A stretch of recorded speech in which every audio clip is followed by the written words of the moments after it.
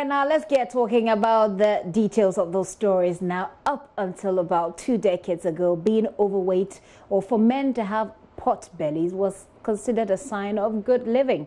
Well, the world gained more and more knowledge about being fat, and today being fat depicts poverty to many young people. In Ghana, many take up various activities to try and burn the fat to stay healthy. Well, shortly we'll bring you a report capturing the story of obesity in Ghana and highlight solutions to help us live longer. We have a comprehensive report, I tell you that for sure. But first of all, here's what you need to know as far as obesity is concerned. Well, we'll bring you those graphics in a little bit, but Komla Adom, my colleague here, has been taking a look at obesity in Ghana and how it is putting many people at risk of life-threatening health problems. And this situation presents a major burden to the health budget. It leads to premature deaths, and in the end, it burdens the economy. We'll have experts also from the Ghana Health Service and the Food and Agriculture Organization, FAO, to discuss this growing problem. But first, Komla Adom's report. Once you are big, people will mock at you, others will be friends with you. I got a particular place that I passed when going to maybe meetings, or when you get there, you know these young boys, when they are in an area with you, you know how they behave. Hey, Opolo, shall I tweet? This, and so I start laughing. Any name you give me, I respond. Shall I tweet? Then I'll dance for you. I don't have problem with any name you give me. I respond. Unless you insult me. When you insult me, I'll tell you, don't insult me. Okay. Because I did not ask God to give me this. Okay. And I don't know how to put it. But I don't think be a big person. God created the short, tall, then we have all the sizes. At 47, Lydia Korte can barely walk. And every 3 steps she takes comes with them gasp for breath. Her life is almost stagnating because she needs assistance to do nearly everything. I can't walk longer distance again. I see the road as too long, so I will not go. You see, I'll just sit. Send my sister is with me, so anything I want, she will go and buy it for me. So I don't move. So I've seen some changes because I quite remember I went to hospital and doctor asked me I shouldn't stand when bathing. Okay. I should sit down. So you see, this is very bad. Because maybe you decide to take something from the floor, maybe you fall down. Or the doctor was trying to explain to me that blood could come out from my nostrils and it lead to death. And nowadays, when I walk through, I feel pains here. You see, first I don't feel that pain. Okay. But after DSA, because I don't train again, I started feeling these pains. I can't walk longer distance again. So you see, the changes. If I don't take it 3, 4, 5 years, I might be in the room without coming out again. So I think I have to do something about it.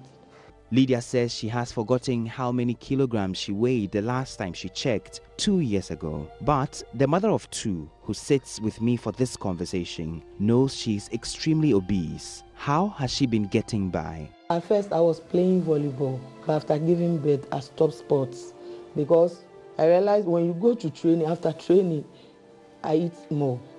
Because after training you go with your how do I call them, the training masters, you go and sit somewhere, then enjoy yourself. So I could see that training and not training. When I start training, I grow bigger. Okay. But when I stop training, I maintain my weight. So I stop training. And when you are big too, your chance of getting any sickness is easier. So I decided once you are big, people will mock at you, others will be friends with you. Lydia is just one of the 43% of Ghanaian adults found to be either overweight or obese, according to a 2018 joint study between the KNUST and the University of Western Cape in South Africa. She would not eat 3 square meals now because she wants to cut down on her food intake. With this my body, I don't supposed to take in more carbohydrates. But you bear with me that carbohydrate food, when you take in, it takes you longer. So instead of taking like early in the morning, you take your breakfast, within breakfast you take your fruits and those things. I don't do it because buying fruits and it involves a lot of money, and I'm not working. If I'm working, that will not be a problem to me. So when I'm about to eat, what will I take? I'll take banku and then my shito, normal shito, and then some dried fish. In 2016, the World Health Organization Health Observatory data revealed nearly 2 billion adults worldwide were overweight, and of these, more than 500 million were obese. Dietitian at the Kolebu Teaching Hospital, Andrew Tetekbabi, says the figures are alarming in Africa with many risk factors associated with obesity. The definition according to WHO is that a BMI greater than 30 kilogram per meter squared is obese. Obesity is caused by overeating. From a layman's point of view, it's overeating. If you overeat, you become obese. Obesity is one of the common risk factors for most of the non-communicable diseases that we have. All right, so diabetes, cancer, high blood cholesterol, kidney problems, stroke, hypertension. The list just goes on and on. The food that you eat, you are supposed to use it.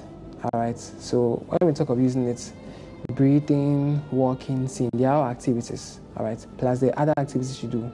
If you are amazing, you need the food to do all this work. It is quantified as food. So if you eat more than your body needs and you don't use it, you would become fat. Latest figures on obesity are not readily available, but Andrew Kwabi believes a lot could change with obese people if they seek professional help. Life, we have laws, we have natural laws. There's no way that you can get pregnant and in maybe 2 weeks, the child is mature. No, it will take you 9 months. The same way it took you a couple of years before your weight is now 100 kg or before your weight is now 120 kg. It will take you some time. All right. Instant or rapid weight loss is not what we recommend.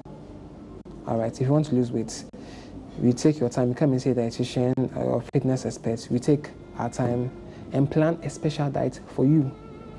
Because when we give you a very rigorous plan, you might not be able to follow it. So we need an individual plan. We can't give you a general advice here. So the way forward for such people is that you have to seek professional help. Lydia joined a local dance competition for plus-size women organized by an Accra-based TV network, Atinka TV, 2 years ago to get out of her shell and find confidence in her own skin. The outsized woman, who is already out of breath, tells me after the dance competition ended, her situation has worsened because she no longer does enough physical activities. Currently unemployed, she says she is unable to subscribe to a gymnasium to begin a routine to shed off the weight. But dietitian Kwabi says expert assistance is required for people like Lydia to be motivated enough to enroll in a program to get them to shed weight. But people like Lydia or those overweight are now turning to the gyms for quick fixes. Coach Carter is a fitness instructor at X Fitness Ghana.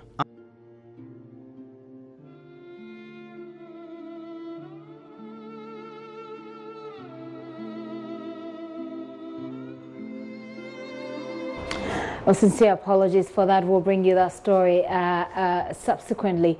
But you get the idea. Basically, the idea is to highlight the problem of obesity, and we're telling Lydia's story. We're using Lydia's story as a point of reference and how physical exercise actually does help. Now, Lydia could be an extreme version of obesity if we're talking about it.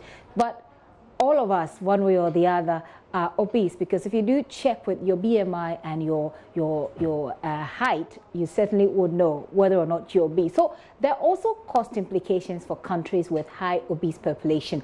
Now, in the following report, we'll also look at how a country's economy may be affected by the situation. What we are seeing, in fact, a lot of studies and research that are coming up with, we are seeing some increasing trends of the problems of overweight and obesity, but not only just the physical, increase in people, in people who are overweight and obesity, even in children. But then the trends are also related to the increasing in cases of non-communicable diseases related to cancer, say, diabetes, and all cardiovascular diseases that are related to poor exercise and overweight and obesity. So these increasing problems are putting a lot of pressure on the healthcare systems, and the need for Food and Agriculture Organization to take action is that a lot of studies are linking these increasing incidences of overweight and obesity, especially in children and urban dwellers, to the diets that they eat around urban areas. In fact, the trend that we are seeing now is that more people are moving from rural areas to urban areas, and then linked to that, basically, if you are drawing the curve of the increase in population, we are seeing that the population of urban areas is growing faster than the population of rural areas, basically because of rural-urban migration. And then linked to that is the increase in middle class, increase in income. As nations in Africa are growing, the middle class is also increasing, and they are increasing income. With that increasing income, we are seeing the change in eating habits and diets, and then the diets that are being eaten in urban areas are mostly the fast food products, because people do not have time really to cook at home, sit down and prepare meals properly. They just eat from the streets, basically, and from the fast food outlets. And some of these foods are not probably what you may say they are healthy diet foods.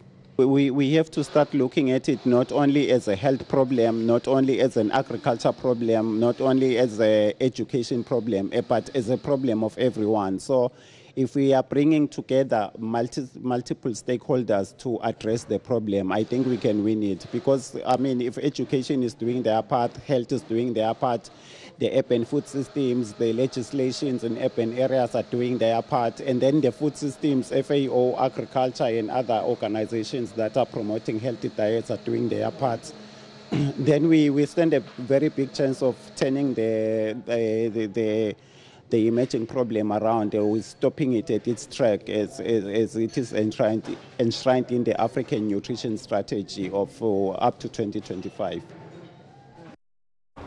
Well, that gives you a bit of an idea about the discussion we're going to have. That's actually a precursor to the discussion we're going to have. What are the trends? What are the lifestyles that's feeding the problem of obesity? How can we shift that lifestyle and live healthier lives? Now, you've seen that report. You've also heard the perspective of this expert. But here's what you need to know generally about obesity.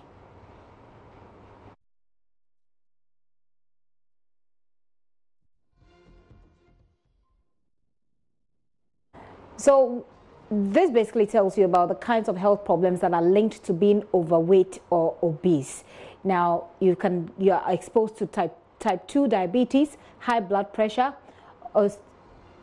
heart disease and strokes, certain types of cancer, difficulty in sleeping. There's pregnancy problems that is related to it. That's high blood sugar problems. You can have kidney diseases, fatty liver disease, and osteoarthritis. And I hope that I got that right, really, but it obviously doesn't sound good for your health. So basically, just not feeling comfortable is not all there is to know about obesity. There are all these health problems that comes with it. And as you heard the experts say, this casts a strain on the healthcare system.